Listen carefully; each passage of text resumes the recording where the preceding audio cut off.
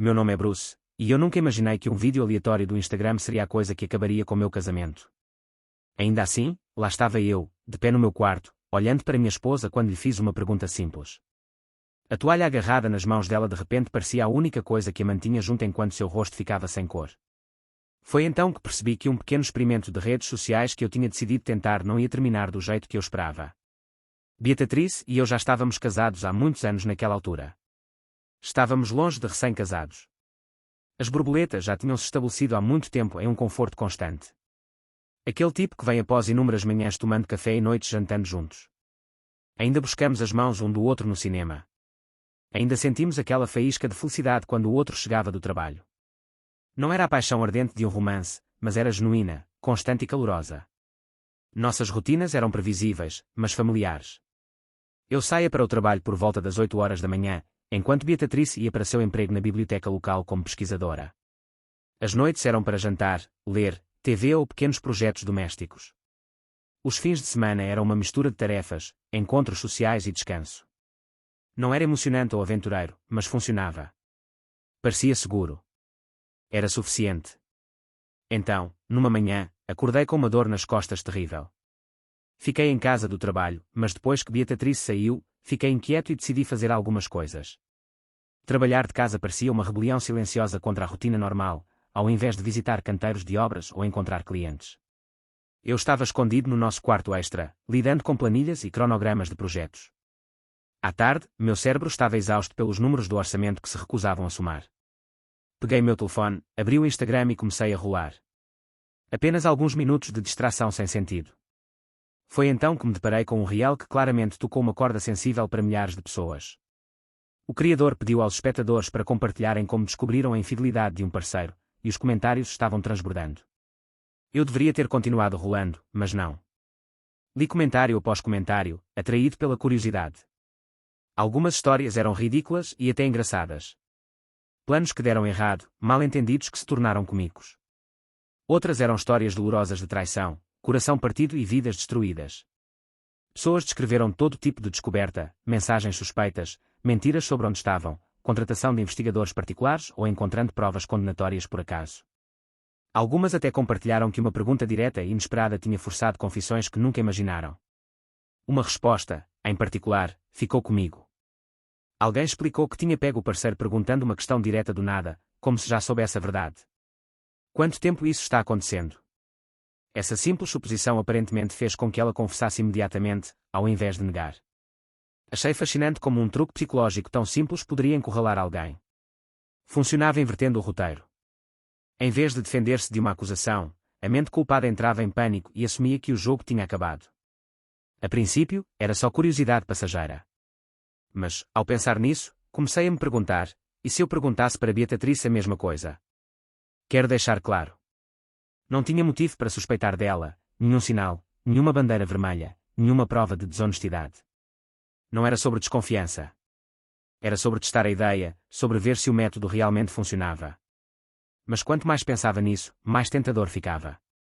Quando o dia de trabalho de Beatriz terminou, eu já tinha decidido que ia tentar. Convenci a mim mesmo de que era apenas um experimento. Esperava que ela ficaria confusa, talvez até um pouco ofendida, e então eu explicaria onde tinha lido aquilo, e riríamos de quão bobagem era. Naquela noite, ela chegou sorrindo, relaxada. Ela me contou sobre o dia dela, sobre alguns projetos de pesquisa em que estava trabalhando, sobre os planos do fim de semana. Tudo parecia completamente normal. Depois de um tempo, ela disse que queria tomar banho e trocar de roupa, sua rotina habitual. Esperei cerca de 10 minutos após ela subir, então segui silenciosamente. Fiquei no quarto, me preparando para o que ia fazer.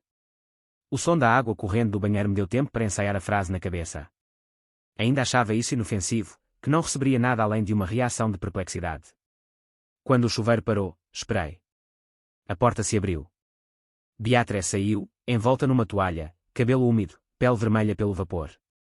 Ela parecia surpresa ao me ver ali, mas não alarmada. Sorriu e começou a dizer alguma coisa. Então, eu a interrompi.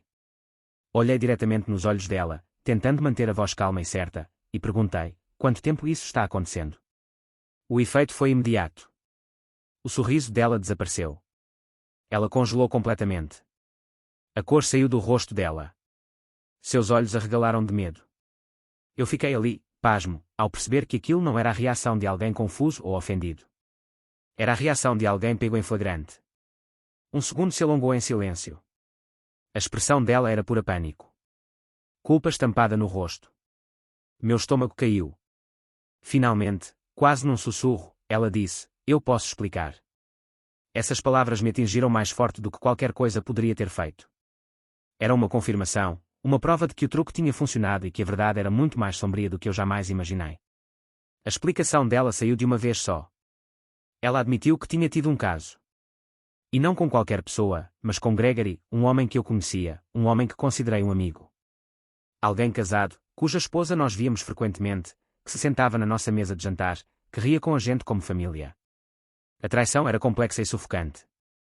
Não só minha esposa tinha quebrado nossos votos, como tinha feito isso com alguém próximo, alguém em quem eu confiava. Minha mente girava ao lembrar de cada interação, cada encontro. Tudo tinha sido uma mentira. Beatriz insistia que tinha acontecido só uma vez.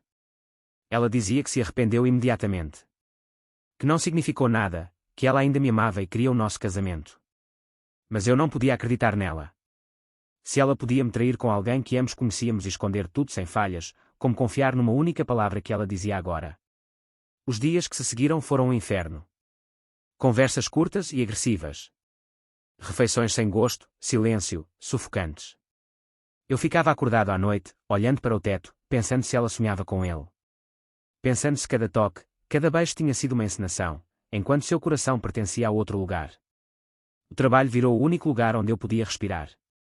Mas mesmo lá, as pessoas notaram que algo estava errado. Beatriz tentou consertar. Ela foi mais atenciosa, carinhosa, desesperada. Mas cada tentativa só me lembrava do que ela tinha destruído.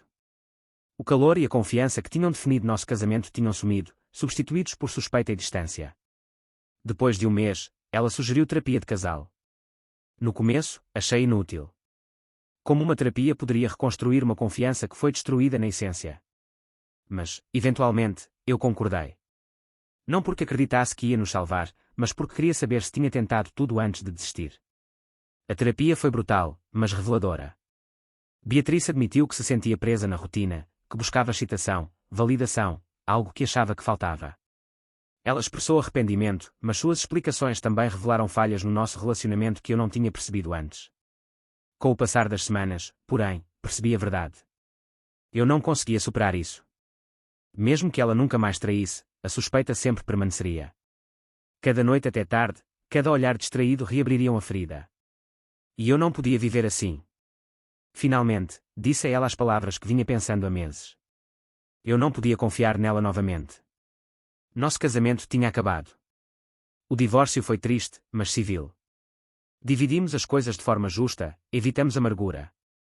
A terapia já tinha mostrado que os danos eram irreparáveis. Olhando para trás, ainda não consigo acreditar que tudo começou com uma única pergunta. Uma frase que peguei de um vídeo viral no social media. A ironia é cruel. Perguntei por curiosidade, sem esperar resposta. E, no entanto, aquela pergunta revelou tudo. A expressão congelada de Beatriz, o sussurro, "eu posso explicar", me disseram mais do que anos de rotina confortável jamais tinham feito. Às vezes, as verdades mais devastadoras estão escondidas à vista de todos, esperando pela pergunta errada no momento certo para serem expostas.